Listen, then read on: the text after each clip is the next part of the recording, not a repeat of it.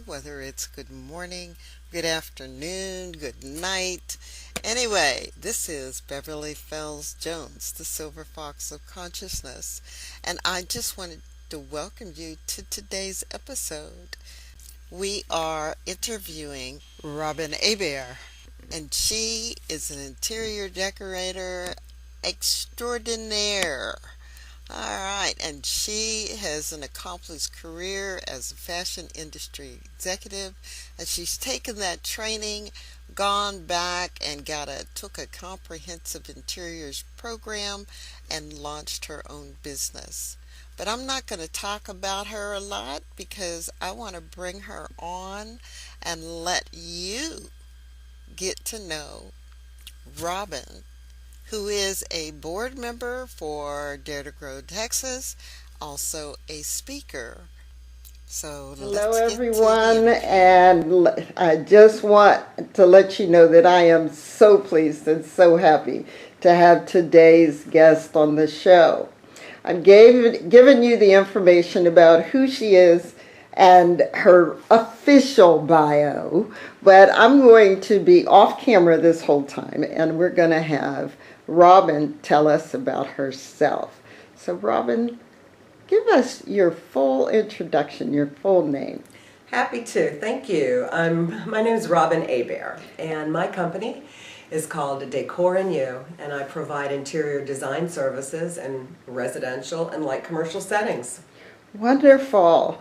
And how did you get started in Decor and You? I mean, what brought you to this point? Well, I started my own business 3 years ago after a long and successful career in the fashion industry. I was a fashion industry executive for over 20 years, and I was looking for a way to utilize my textiles background and utilize my creative background in a new direction.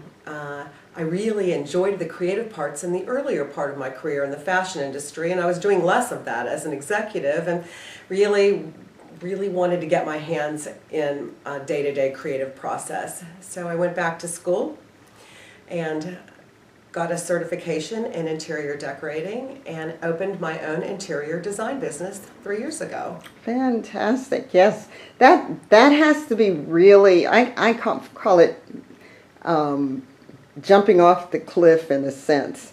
When you open your own business, a lot of people are afraid to open their own business. You know, we've been raised to get a good job and do that kind of stuff. So being able to do that, I applaud you, because it takes a lot of fortitude, intestinal fortitude, I'd say, in order to really go out on your own.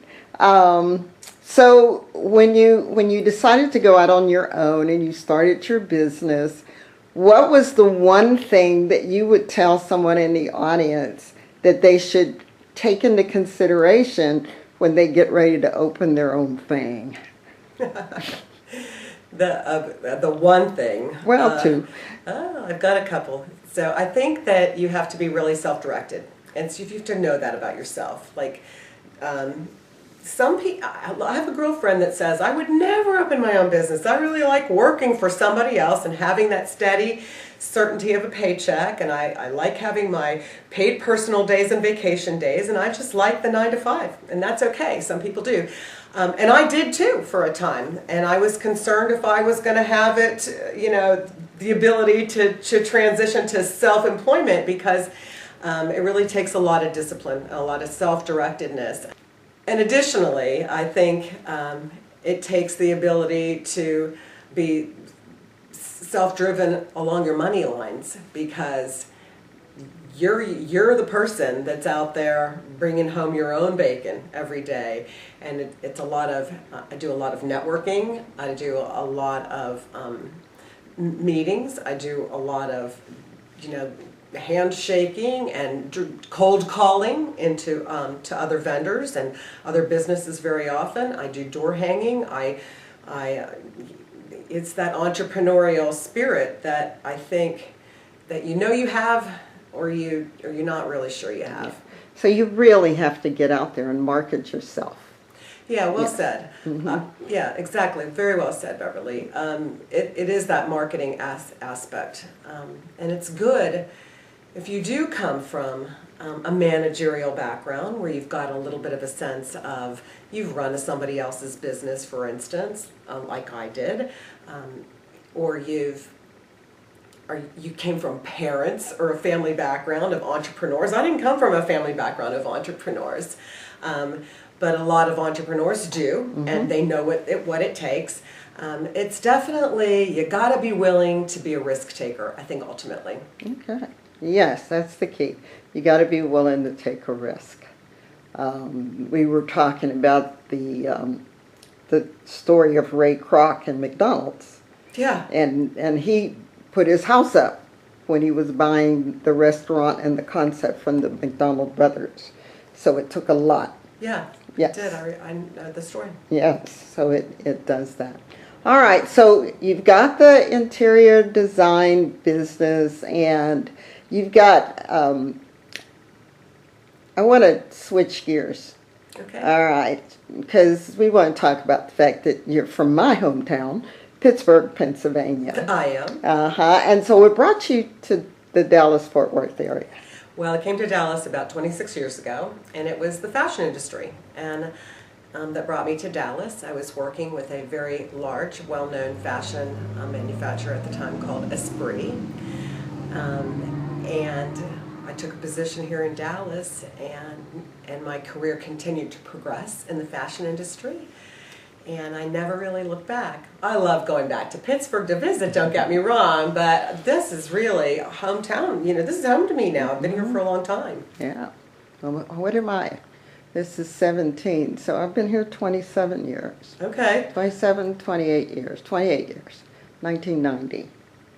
So the other thing that I want to talk about is, so you've got this business, but your husband has some business too, right? He does. We own a plumbing business called Okay. Plumbing Dynamics together, and sometimes we partner up on a kitchen or a bathroom remodel where the businesses do cross over. Otherwise, clearly he's a large source of referrals for my business for having an interior design business, which is a home improvement business, if you will, a lot like plumbing is. So yes. Okay, that's good. Well, I wanted to bring that up because it's helpful when the spouse is also running a business, or when the spouse understands having your own business and what it takes. That's a good point. Yeah. Sometimes we're nervous though, because it's double risk. Yes, It's yeah. double risk on the line, Right. but we really get each other in that respect. And that's wonderful. All right, so what all do you offer in your business?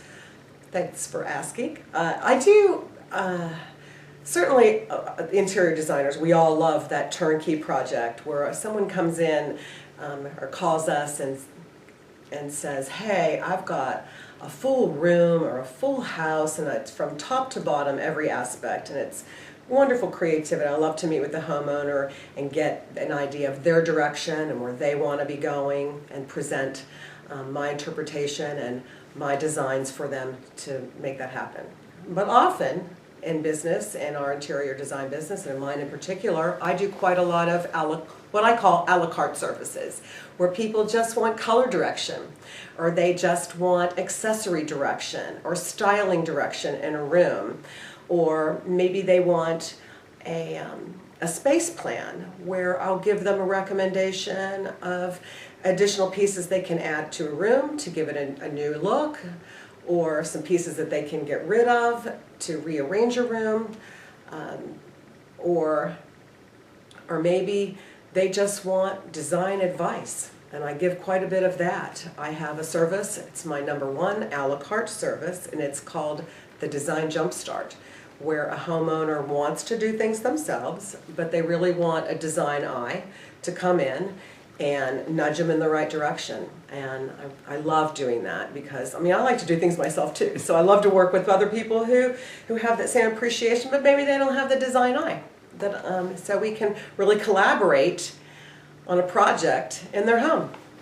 All right, good. So it's kind of like soup to nuts. A to Z. It is. You know, so the person is not just locked into one service, and that's good. No, I love to be flexible. So if there was one or even two tips that you would like to give the audience, what would that be?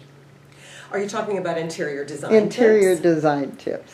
My number one tip is the best way to change the feel of your space or of a room in particular is change the color, paint.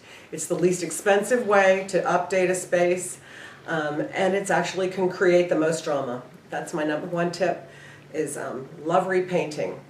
Okay. My number two tip is moving your accessories around from room to room. Because it can give a fresh life to some of your existing accessories, and give fresh life to a room, and to a new angle to look at a room.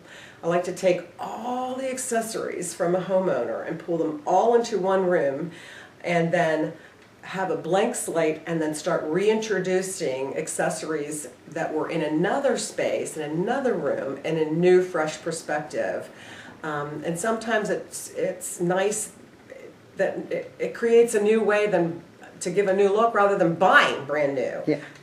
I find that people like to create as much bang for their dollar. I certainly do as well.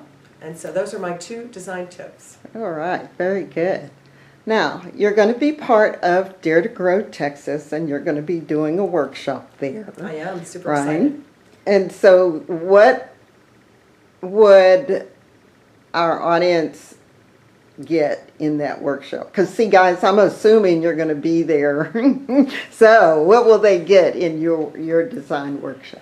I'm looking forward to delivering a design workshop called Discovering Your Decorating Style, where I will show tips and walk the attendees, walk you guys through a way to really hone in on your own personal decorating style in your home, and to be able to create a flow of your decorating style throughout every room in your home. And that question I get asked quite a bit. Hey, how do I really find out what my own style is? Should I be pegged into, am I modern? Am I traditional? And I find that more often than not, people are a combination of several different styles. They're not all modern. I don't think anymore in these days we peg ourselves into one style, be it modern, be it traditional, be it glam. I call it eclectic. And I think more and more people agreed. I think more and more people are, and they say I'm eclectic, but you know what? People do find that they have a tendency to lean towards. Do I like a more traditional look? But I like this pop of glam too. So I'll show people how I'll walk them through creating an interior design style that's all their own, and being able to really nail it for themselves. Okay. Now, are you on Friday or Saturday?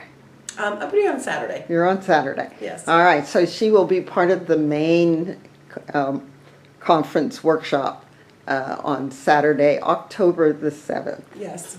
Right? Very good. Is there anything else I want to know? What's your favorite thing you love to do to relax? I really like yoga. You like yoga? I love yoga, and after yoga, I like, provided the yoga's in the evening, after an evening yoga class, then I love a great glass of red wine. I knew the wine was coming up. You can't do that. I'm kind of a novice. I'm a novice wine aficionado. Okay, so so you're learning. Wine aficionado. So you're I am. learning. And so I like to attend wine tastings, Okay. and I like to attend wine pairings in restaurants. But I like yoga too. Yoga for fitness. And one other thing, well, it might be two, but one other thing is, where is your dream vacation? I like to take what I think is a dream vacation every year. Okay. And so I just got back from Cuba. Okay. And that- Oh, wow. that We was on do my- have to talk. Yeah, it was fun. It was on my bucket list for Okay. a long time. So I've checked that off. Last year I went to Belize, also on my bucket list. I've been to Hawaii. also on one of those what I'd categorize as of a dream trip. So my next dream trip is I'm really wanting to do a Mediterranean cruise. Okay. I'd like to do that. Awesome. Well, fantastic. So is there anything else you'd like to share with my audience today to get to know you, other than the fact you've got to give us your website again? I will give you my website. My last final tip I'd like to share with everybody, really buy things you love for your home and surround yourself with things that you love, that bring you joy. And that's the first place to start in creating your personal style and a home that you really love. My website is decorandyoudallas.com, www.decorandyou.dallas.com. Now, is the and an ampersand? It's spelled out. It's spelled out? A-N-D. Yeah, I'm looking at so guys, where's my finger here? There it is. I'm looking up there at the Decor and You, and it has It's ampersand the in my logo yes. and on the website. Okay. So looking at some of these photographs, so are these different homes, different times, They are. colors, little girl's room? They are, and different aspects of styling, and that's a display of styling display. I do Okay. window treatments as well. Okay. I'm in my in the business, in my Right. interior design business, and So I'm seeing some of these pictures and I'm saying, okay, and some of the one elongated room is one of those awkward things of how you would style it and things. So obviously you're looking at doing groupings within rooms, using the space appropriately, and making the eye go into certain directions. yes, I think that's the concept of design, isn't it? And Yes. I think that's the whole reason why you consult with an interior designer in the first place. Yes, because most people have no idea of the flow of the eye and how color affects the eye and the look in the room. I like that dining room. I That's think nice. I think that I get asked that question quite a bit, and color placement creates a lot of flow. I like to have color placed in a room 3 times, and that's what creates a design look with color in your room. All right. Well, thank you so much, Robin, for your time, your energy, your enthusiasm, and I am looking forward to your session Thank on you. Saturday, and hopefully we aren't opposite each other, because then I'll be upset.